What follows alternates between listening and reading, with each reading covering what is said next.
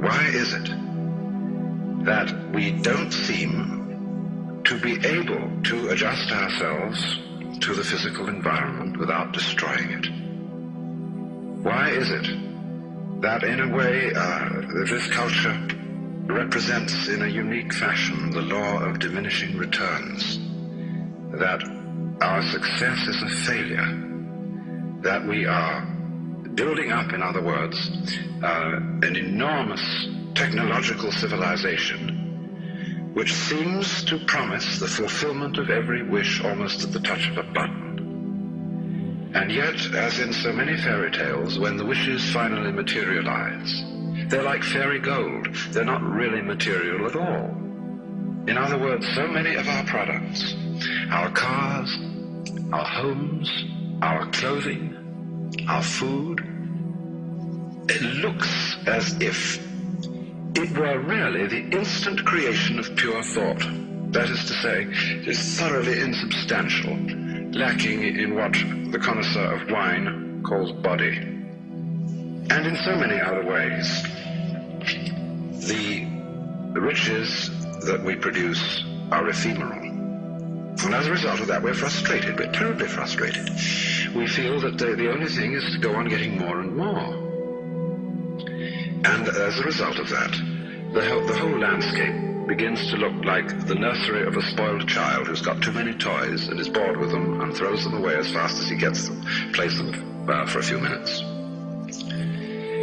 Also, we're dedicated to a tremendous war on the basic material dimensions of time and space. We want to obliterate their limitations.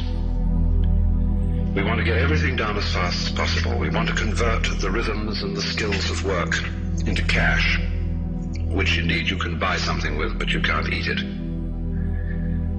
And then rush home to get away from work and begin the real business of life, to enjoy ourselves. You know, for the vast majority of American families, what seems to be the real point of life, what you rush home to get to, is to watch an electronic reproduction of life. You can't touch it, it doesn't smell, and it has no taste. You might think that people getting home to the real point of life in a robust material culture would go home to a colossal banquet or an orgy of lovemaking or a riot of music and dancing. But nothing of the kind.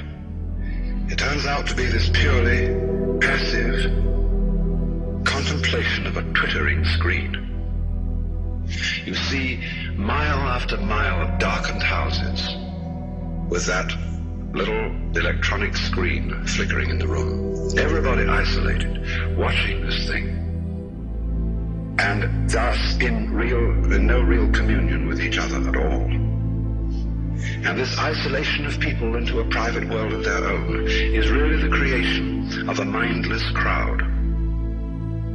And so we don't get with each other, except for public expressions of getting rid of our hostility, like football or prize fighting. And even in the spectacles one sees on this television, it's perfectly proper to exhibit people slugging and slaying each other, but oh dear no, not people loving each other, except in a rather restrained way. One can only draw the conclusion that the assumption underlying this is that expressions of physical love are far more dangerous than expressions of physical hatred. And it seems to me that a culture that has that sort of assumption is basically crazy and devoted, unintentionally indeed, but nevertheless in fact devoted, not to survival, but to the actual destruction of life.